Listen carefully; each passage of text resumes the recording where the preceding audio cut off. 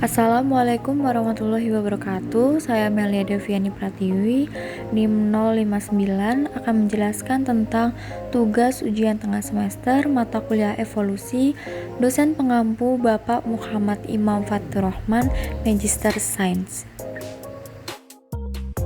Masuk dalam pembahasan yang pertama, mengapa kita sebagai seorang muslim tetap perlu belajar evolusi? Sebelum itu, saya akan menjelaskan tentang pengertian evolusi. Evolusi merupakan salah satu teori maupun cabang dalam khazanah ilmu pengetahuan. Teori tersebut menyatakan terjadinya sebuah perubahan pada makhluk hidup atau spesies secara gradual atau perlahan-lahan. Perubahan yang dihasilkan membutuhkan waktu yang cukup lama dalam menghasilkan spesies atau makhluk hidup yang baru. Teori evolusi menjadi sebuah teori yang tenar ketika dipopulerkan oleh ilmuwan Inggris Charles Darwin pada tahun 1809 sampai 1882. Teori evolusi Darwin dihasilkan dari sebuah ekspedisi yang Darwin lakukan pada saat pelayaran menjelajahi daratan maupun lautan di Amerika Selatan.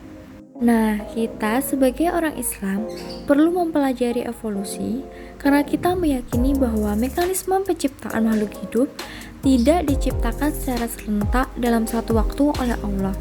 Akan tetapi, Allah selaku pemegang otoritas tertinggi dalam penciptaan makhluk hidup menggunakan mekanisme penciptaan secara gradual. Walaupun dengan segala daya yang dimilikinya tidak menutup kemungkinan Darwin mampu menciptakan dalam waktu sekejap. Seperti yang sering kita simak dalam cendekiawan Islam dalam mendasari argumennya tentang evolusi alam semesta.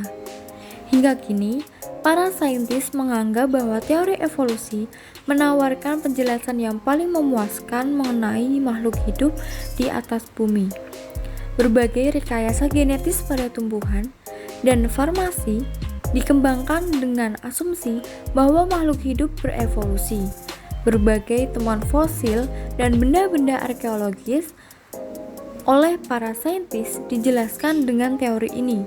Semua ini membuktikan bahwa teori evolusi bukan sekedar teori kosong dan tanpa bukti, melainkan sudah menjadi dasar dari beberapa teknologi dan kerja ilmiah selain biologi. Seperti yang terkandung dalam surat Al-Ankabut ayat 19-20, dan apakah mereka tidak memperhatikan bagaimana Allah memulakan penciptaan, kemudian mengulanginya? Sesungguhnya yang demikian itu adalah mudah bagi Allah. Katakanlah, berjalanlah di muka bumi, maka perhatikanlah bagaimana Allah memulakan penciptaan. Kemudian Allah menjadikan ciptaannya terakhir. Sesungguhnya Allah Maha Kuasa atas segala sesuatu. Terlihat pada ayat-ayat di atas, perintah untuk berjalan di muka bumi artinya Allah menyuruh kita memperhatikan ayat-ayat atau tanda-tandanya. Kalimat Allah memulai penciptaan menandakan konsep kreasi atau penciptaan yang tiba-tiba, dari sesuatu yang tidak ada menjadi sesuatu yang ada. Sedangkan kalimat mengulanginya kembali mengindikasikan konsep evolusi atau perubahan secara bertahap dan perlahan-lahan melalui proses. Masuk pada pembahasan yang kedua.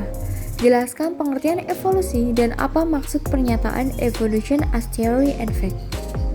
Karena pengertian evolusi telah saya sampaikan di depan tadi, maka saya akan langsung masuk pada apa maksud pernyataan evolution as theory and fact. Evolusi sebagai teori menjelaskan suatu kerangka koheren yang berdasarkan dengan data-data pengamatan. Arti ilmiah kata teori berlainan dengan pengertian kata ini secara umum.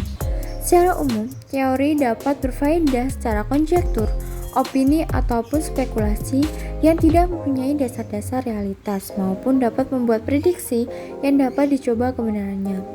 Namun, dalam ilmu, pengertian teori lebih kaku, yaitu teori haruslah didasarkan pada fakta-fakta yang terpantau dan dapat membuat prediksi yang dapat dicoba.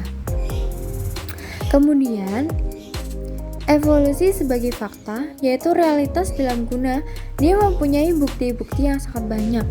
Dan seringkali evolusi diceritakan sebagai realitas dalam guna. Contohnya, kita mengatakan perputaran bumi membeliti matahari. Nah, itu juga sebuah realitas. Masuk dalam pembahasan terakhir, 5 mekanisme utama: mutasi, rekombinasi gen, gene flow, genetic drive, dan seleksi alam. Yang pertama, mutasi. Mutasi merupakan perubahan susunan DNA sel genom yang diakibatkan oleh radiasi, virus, dan bahan kimia dari suatu gen dan dapat menyebabkan perubahan sifat yang menurun pada generasi penerusnya. Yang kedua, rekombinasi gen. Rekombinasi gen terjadi karena adanya perkawinan silang. Kendati demikian, dapat kemungkinan besar memunculkan variasi spesies baru. Munculnya varian baru yang membuat terjadinya evolusi. Yang ketiga yaitu gene flow. Gene flow merupakan suatu populasi bisa mendapatkan atau kehilangan suatu alel. Aliran cenderung berlawanan dengan seleksi alam, mengurangi antar populasi. Bisa dengan imigrasi atau emigrasi. Aliran gen dapat mengubah frekuensi alel. Yang keempat yaitu genetic drive. Genetic drive merupakan perubahan dalam frekuensi alel suatu kumpulan gen yang terjadi secara acak dari populasi yang terisolasi. Frekuensi alel merupakan fraksi gen dalam lungkang gen dalam alel tertentu. Yang kelima yaitu seleksi alam. Seleksi alam merupakan proses di mana mutasi genetik yang meningkatkan keberlangsungan dan reproduksi suatu organisme menjadi lebih umum dan tetap dari generasi ke generasi yang lain pada suatu populasi. Kondisi tersebut menyebabkan kompetisi antar organisme untuk bereproduksi dan bertahan hidup. Demikian yang dapat saya sampaikan, kurang lebihnya saya mohon maaf. Selamat belajar, semoga bermanfaat. Sekian dan terima kasih. Wassalamualaikum warahmatullahi wabarakatuh.